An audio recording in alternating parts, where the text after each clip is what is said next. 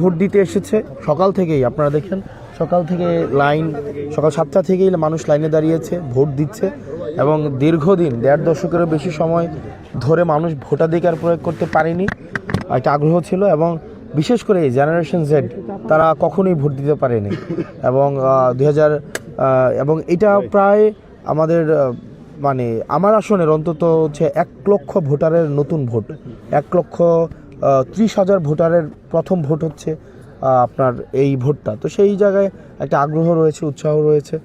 তো বেলা গড়ানোর সাথে সাথে ভোটের যে পরিস্থিতি সেটা কতটা পরিবর্তন হয়, উৎসাহটা আমরা আশা করি সেটা বজায় থাকবে এবং মানুষ হচ্ছে সবাই উৎসাহে ভোট দিতে আসবে। তবে যেটা হয়েছে যে আমরা গত 2 দিন দেখেছি যে ভোট যেন না দিতে আসে এবং নিজের বিরুদ্ধে ভোট দিলে বাড়িঘর জ্বালিয়ে দেওয়ার কথা বলা হয়েছে, যে আমার বিরুদ্ধে যদি ভোট দেওয়া হয় বাড়িঘর জ্বালিয়ে দেওয়া হবে, এই ধরনের বক্তব্য দিয়ে হচ্ছে ভয়ভীতি দেখানোর একটা প্রচেষ্টা ছিল। একই সাথে সাথে আমরা গতকাল দেখেছি যে যারা জুলাইয়ে আপনার হচ্ছে দেবিদ্বারে গুলি করেছে, হত্যা করেছে, মানুষ হত্যা করেছে, ইয়াসিন সাব্বির রুবেলদেরকে হত্যা করেছে, রুবেল ভাই বিএনপির নেতা ছিলেন, ওনাদেরকে হত্যা করেছে, তারা আবার হচ্ছে তারপরে হচ্ছে ঋণ খেলাপি যিনি আছেন তারা একসাথে হচ্ছে ভোট যেন সুষ্ঠু না হয়, ভোট যেন মানে উৎসবমুখর পরিবেশটার জন্য বজায় না থাকে,